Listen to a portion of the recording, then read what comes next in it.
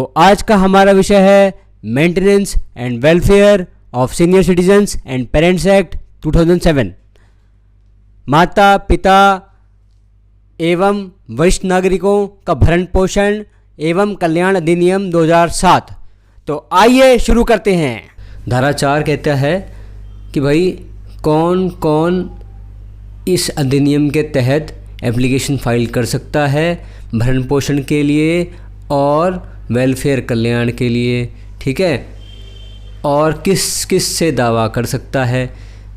Application file करने से पहले ये जान लेना ज़रूरी है कि आप उस कैपेबल हैं भी कि नहीं, या आप इस एक्ट के अंदर कवर होते भी हैं कि नहीं, ठीक है। तो धारा 4 आपको इस बारे में बताता है। अब धारा 4 कहता है कि धारा 4 वृद्ध व्यक्तियों को 2 कैटेगरीज में बांटता है। एक तो वो जो चाइल्डलेस सीनियर सिटीजन है, यानी कि जिनके पुत्र या सुपुत्र नहीं है उनके पास, और वो पुत्र विहीन सीनियर सिटीजन्स हैं, ठीक है। और दूसरा वो जिनके पुत्र पौत्र सारे हैं। 2 कैटेगरी हैं। अब पहली कैटेगरी की बात करते हैं, जिनके पुत्र पौत्र सारे हैं, जिनके घर में नाती पोते सब हैं, जिनके अपने बच्चे हैं, बेटे हैं, और वो चाइल्डलेस नहीं है, ठीक है। ऐसे लोग अपने किसी भी छोटे बेटे से या बड़े बेटे से या किसी भी जितने भी उनके बेटे हैं उनमें से किसी से भी वो मेंटेनेंस क्लेम कर सकते हैं।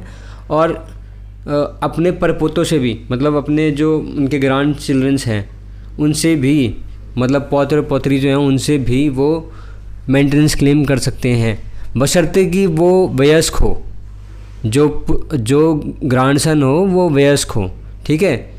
चिल्ड्रन की कैटेगरी में आप सेक्शन 2 के डेफिनेशन क्लॉज में जाएंगे तो वहाँ पे आपको चिल्ड्रन बालक डिफ़ाइन किया गया है, उसकी व्याख्या की गई है कि बालक कौन होता है। तो उस बालक में आप चिल्ड्रन भी कवर होते हैं और ग्रैंड चिल्ड्रन भी कवर होते हैं, बशर्ते ग्रैंड सन भी ग्रैंड डॉटर भी, बशर्ते कि वो वयस्क हों, ठीक है। उनका मेजर होना ज़रूरी है और उनका अर्निंग हैंड होना ज़रूरी है। अब आते हैं कि भाई इसके अलावा और क्या क्या हो सकता है। सेकंड कैटेगरी आती है चाइल्डलेस पेरेंट्स की। तो चाइल्डलेस पेरेंट्स जो हैं वो उन लोगों से मुआवजा क्लेम कर सकते हैं जो लोग उनकी प्रॉपर्टी पर बैठे हुए हैं और उस प्रॉपर्टी से वो या तो कुछ खा कमा रहे हैं, या फिर उन बेचारे जो पुत्र विहीन जो लोग हैं, वृद्ध लोग हैं, जो सीनियर सिटीजन हैं, वरिष्ठ नागरिक हैं, वो पुत्र विहीन वरिष्ठ नागरिक की कोई प्रॉपर्टी उनके मरने के बाद, स्वर्गवास होने के बाद उस व्यक्ति को मिल जाएगी, जो व्यक्ति अभी उनका लीगल हायर बन के बैठा हुआ है, किसी वसीयत के थ्रू या किसी और चीज़ के थ्रू। ऐसे आदमी से ये पुत्र विहीन बुजुर्ग व्यक्ति मेंटेनेंस क्लेम कर सकता है, ठीक है। और वो मेंटेनेंस देने के लिए ऐसा व्यक्ति बाध्य है, क्योंकि वो वसीयत के अनुसार या किसी भी चीज़ के अनुसार वो आने वाली प्रॉपर्टी का मालिक होगा, ठीक है।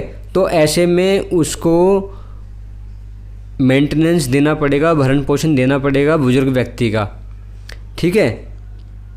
यहाँ पे जो प्रॉपर्टी है इस बुजुर्ग व्यक्ति की, ये property as per clause F होगी। क्लॉज F बताता है कि प्रॉपर्टी चल हो सकती है, अचल हो सकती है, मूवेबल इमूवेबल, ठीक है, मूर्त अमूर्त, टेंजिबल इनटेंजिबल, यानी दिखती हो तो भी सही है, ना दिखती हो तो भी सही है। अब जैसे मान लो कि किसी बूढ़े आदमी की गुडविल बहुत बढ़िया होती है, लोग उसके नाम से किसी दुकान से सामान ले रहे होते हैं कि भाई ये आदमी बहुत बढ़िया ये चीज़ बनाता है, वो उस नाम से बिक्री होती है, उस आदमी के नाम से बिक्री होती है, तो ये इंटेंजिबल चीज़ है। और कई ऐसे बूढ़े हैं जिनके नाम से बहुत कुछ बिक रहा है, तो ऐसे आदमी के ज़रूरी नहीं है कि प्रॉपर्टी हो, कभी कभी नाम से भी काम आ रहा होता है, तो ऐसे में फिर उसकी वैल्यू है। अब आते हैं हम कि भाई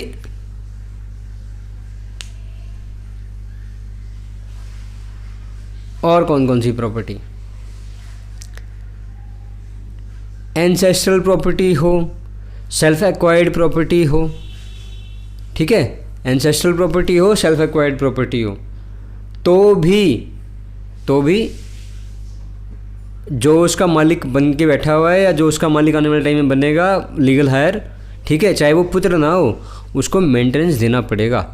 ठीक है, यहाँ मेंटेनेंस और वेलफेयर, जहाँ भरण पोषण और कल्याण से मतलब ये है कि सिर्फ भरण पोषण में क्या क्या चीज़ें आती हैं, रोटी, कपड़ा, मकान, उपचार, ठीक है, मेडिकल उपचार, दवाइयाँ, ठीक है, और इंटरटेनमेंट, यानी कि टीवी वगैरह देखने की सुविधा दी जाएगी, रेडियो ट्रांजिस्टर सुनने की सुविधा दी जाएगी, पार्क वार्क में अगर वो घूमने जाना चाहते तो उन्हें घूमने जाने दिया जाएगा। मतलब उनके इंटरटेनमेंट का थोड़ा बहुत ख्याल रखा जाएगा as per the life style of the person legal higher, या जो चिल्ड्रंस का जो लाइफ स्टाइल है उससे बिलो स्टैंडर्ड का लाइफ स्टाइल उस बुजुर्ग को नहीं दिया जाएगा।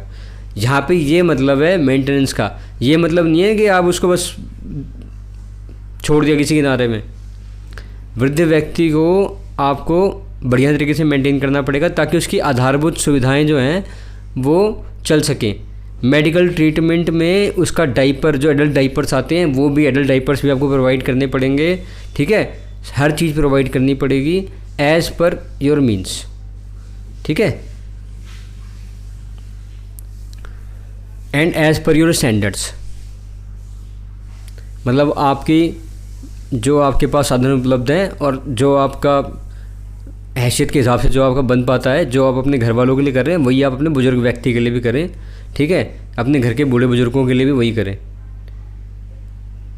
धारा 4 में सारे प्रावधान दिए गए हैं।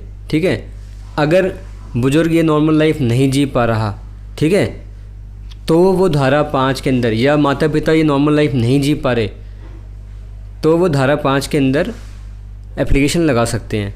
यहाँ पे एक जानने वाली बात और भी है कि माता पिता की एज क्या 60 साल होना ज़रूरी है? नहीं, बिल्कुल ज़रूरी नहीं है। सेक्शन 2 जो है ना इसी सीनियर सिटीज़न एक्ट का, वो ये बताता है कि पेरेंट्स जो हैं उनका सीनियर होना, जो 60 साल का होना ज़रूरी नहीं है उनका बस पेरेंट्स होना काफ़ी है। मतलब उनकी एज 40 साल हो, 45 साल हो, 50 साल हो, तो भी वो मेंटेनेंस और वेलफेयर के लिए हकदार हैं। इस सेक्शन 5 की एप्लीकेशन लगाने के लिए हकदार हैं, वो लगा सकते हैं एप्लीकेशन, मेंटेनेंस और वेलफेयर के लिए हकदार हैं वो।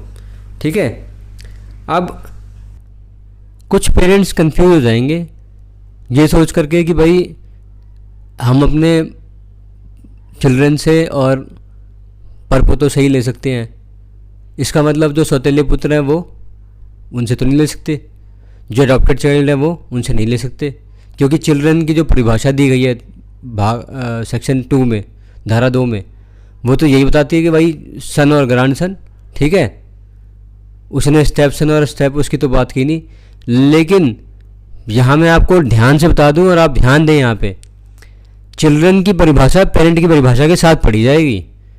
यानी कि step son, step daughter, adopted son, adopted grandson, जितने भी अडॉप्टेड और स्टेप है ना, ये सारे चिल्ड्रन की परिभाषा में कवर होंगे। ठीक है, चाहे चिल्ड्रन की परिभाषा में इन्हें डिफाइन ना किया गया हो, लेकिन जब आप चिल्ड्रन की परिभाषा को पेरेंट की परिभाषा के साथ पढ़ेंगे तो आपको समझ में आ जाएगा कि ये दोनों जो हैं ये कवर होते हैं किसमें, चिल्ड्रन में, बालक में।